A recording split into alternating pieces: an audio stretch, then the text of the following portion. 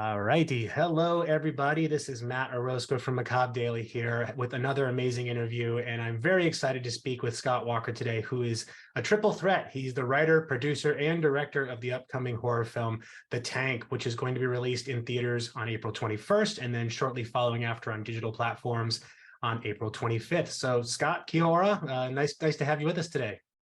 Thank you for having me. Great to meet you. Yes, well, I know we have a limited amount of time, so I'm just going to dive right into some questions.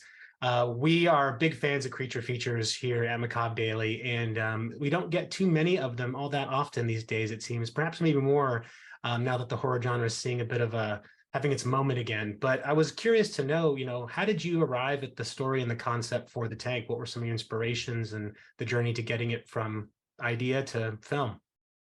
Well, it came about, I've been in the States with my family for years and came back just prior to COVID starting. Obviously, we didn't know COVID was going to happen. And we ended up getting stuck here, which I would say we're very grateful for. But it meant sort of for about a year, we bounced around house to house while our house was in limbo back in California. And a friend, in one of those houses, a friend said, if you need a place to stay, I've got this old house. And his old house was empty and he was doing work on it, and it was built on an enormous water tank that catches the water off the roof, and that's how what the house feeds off. And we ran out of water. He said, you'll never run out of water. And we ran out of water. And so I had to climb into the tank underneath the house. And that night I had the worst nightmares I've ever had. But they were really good nightmares. And I had these dreams of like creatures oozing out of the taps and coming and eating us all. And we didn't get eaten, but I used it as a sort of that's a really scary idea. If I'm afraid to go into a place without a creature, then it would be cool to add a creature that you discover after you've been forced to go into the space. And so that became the starting point of the story. And ringing Richard Taylor at Weta, we've been working on a werewolf action comedy that's coming up next. And I told him about my tank story and that I'd written a script. And he said, well, I had all of those nightmares about our tank when I was growing up. So I'm excited, and I love the idea that you want to do it fully practical creature, not CGI. So that, I was excited, and that was it. We were off. Oh, wow. Well, I've always found that the best horror kind of concepts come from kind of the worst dreaming or nightmare experiences we have. So that kind of checks out that you'd go into this really dark and somewhat dank place, and then you'd come back with like, I've got a great idea for something to scare the shit out of people with. So yeah, exactly. And did you film at the house that you were staying at? Was that the same location, or did you have a totally different location for the set? No, the tank wasn't big enough or scary enough, is what I actually had in my dream. And when I was growing up, I was a big mostly Universal monsters, so the Wolfman, Dracula type thing. And so I had in my mind this image of the tank being like Christopher Lee, Dracula's crypt flooded. And so big stones with arches and something built from the local stone of the remote area and of another era. So like built in the 40s and a bit more classical looking than the modern world. So we used exteriors here of a house that we totally redressed that was on a cliff overlooking the ocean. And then we had a forest location for exteriors, and then we built the whole interior of both stories of the house, or 3 stories of the house, because the tank's underneath it, and the cave system on a stage. So, which was great. It was the only way to do it, to get it done in the time. Yeah, I would imagine too. Maybe some safety in mind as well. It's probably better to build it than just try and test your luck with some old water tank you find along the way. Yeah. Yeah, and of course there's the limitations of, I want to film in a certain way, and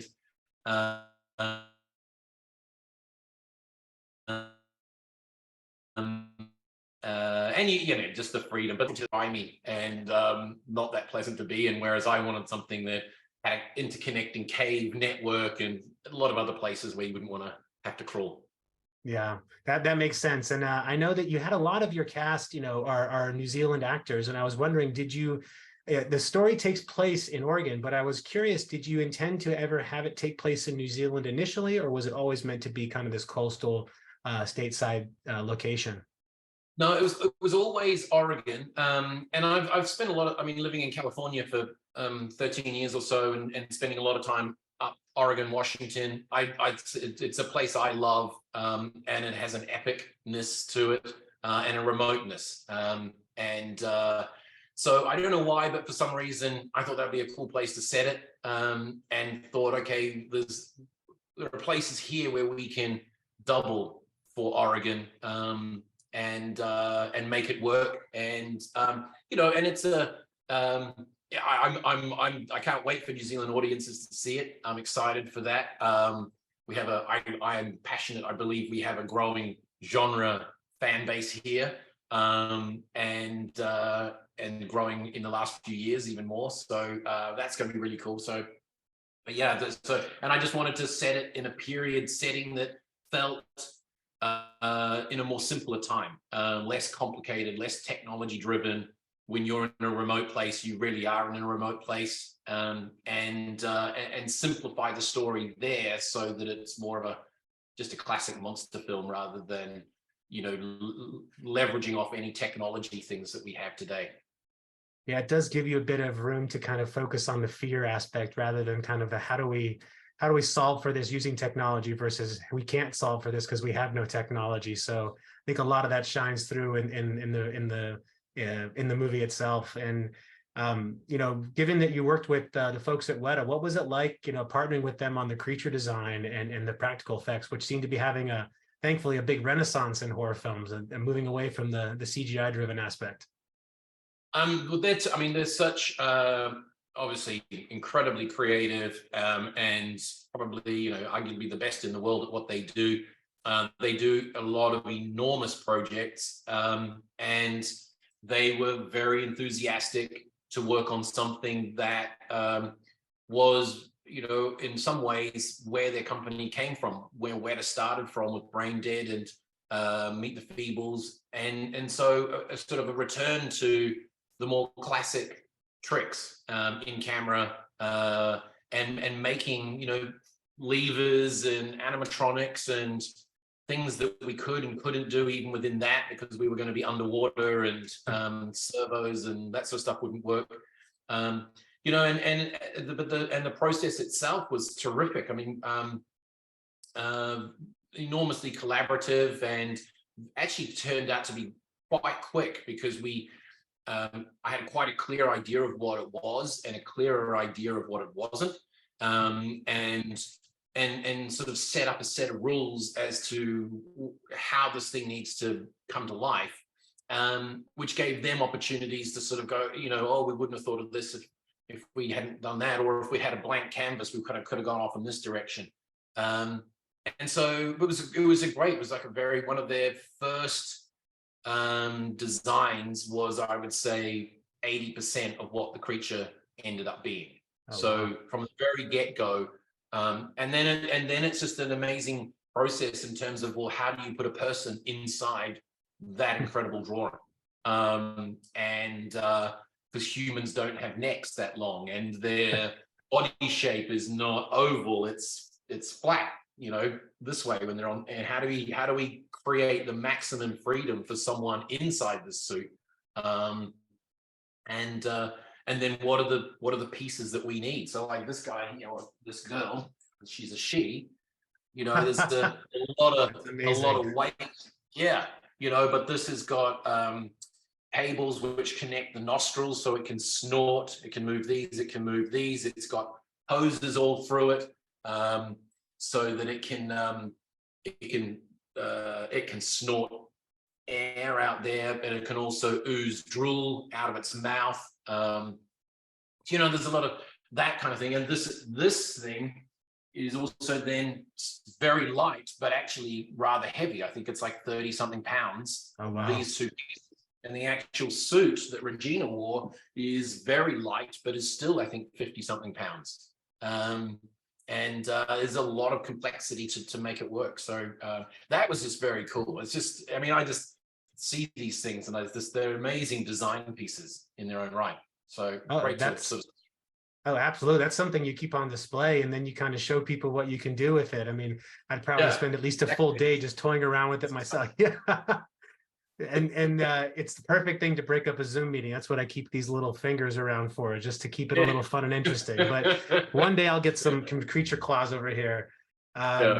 Now, I always like to ask, when it comes to the filmmaking process and just, from start to finish, what was one of the most challenging things for you? And then what was one of the most rewarding things for you? Well, I think it's time and money is always the biggest challenge, and trying to create something that feels like a much bigger budget film. So what are the elements that you can put in that either open the world up, open the action up, and do things that are a real stretch for everybody involved, in terms of creating 2 periods, an entire water tank, a creature, and you have to then have all the same sort of level of safety and stunt, but you're doing it on, low to no budget. So that was the obviously that's the challenge every filmmaker is up against. And I think on day one we did the pet store opening scene, and I'd chosen that scene. It was like if we pull this off, everyone's going to be flying for the rest of the shoot. If we don't pull it off, well, I'll have to rethink what happens. But, we had to shoot something like 12 pages, and I had a dog, a water, a 4-foot water dragon. I had rats. I had puppies all over the floor. I had 5 kids. It was an aquarium. We had to go, it was just like, it was like, okay, we're all going to hit the ground running, and it was a great day. We got it all done, and everybody was like, okay, this is the speed we're going to go at, and everybody rose, and it was great. It turned out to be a good decision, and I think that was, I mean, obviously the scenes, the complicated scenes, when you get them behind you, you become the most proud of. But just to I was just as proud of some of the creature moments when we actually had Regina in the suit fighting in the tank with stunt guys and things. But then equally, scenes where they have to have warmth and emotion and empathy, and a moment where we take a break from the action and the attacks and the darkness. And we have to have a moment of, it's the family that we need to be reminded we care about. And you get those scenes to work, and you go, okay, the rest we can manipulate in editing, but if you don't have the performance there, and I was just really blessed with a phenomenal cast, and they had great chemistry, which in the casting process was very, very obvious. And it was great. It was the sort of I was very, very lucky they were both available in here. So it worked, and and some terrific supporting characters as well. And so it was good. There was a lot of, I think that all of it was a great experience, to be honest. Just walking in and seeing the tank for the first time being filled was pretty cool. Getting in it and swimming in it was pretty cool when we were doing the stunt rehearsals. Having some flashbacks from your original nightmare, I'm sure, of like, oh, this is exactly what I was terrified of when I was sleeping. I was like, this is great. This is perfect. It's not, can we make it scarier somehow? Well, I agree with you. The performances really help to make any film, regardless of budget, just stand out. And I think that, everyone really, it's really easy to get behind the characters in the film. And I think that that's what helps horror in particular stand out, is not so much that do you have the best effects or the best budget, but rather do you have really strong performances and people that you care about, so that no matter what happens to them, you actually have something invested. And I know we have one question left, so I'll just ask you, if you're programming a double feature with the tank, what is the second film you're putting right next to it? Tough. Well, probably Dracula, just because that's what I'd want to watch, or the Wolfman, the originals. I don't know, maybe a Jurassic Park or the Descent would be good. Whatever made the tank look best, I guess. I think those are both, I think all strong options there, especially the Descent, have a lot of thematic similarities. But Scott, I want to thank you so much for the time today and sharing a bit about the process and your work on the film. And just to remind everyone watching this that The Tank will be in theaters on the 21st of April, and it will be following shortly on digital platforms for streaming on the 25th of April. So thanks again, Scott. Congratulations to you and the rest of the team. And we hope that everyone shows up and turns out for the film. Excellent. Thanks a lot, Matt. Take care. Speak soon. Bye-bye.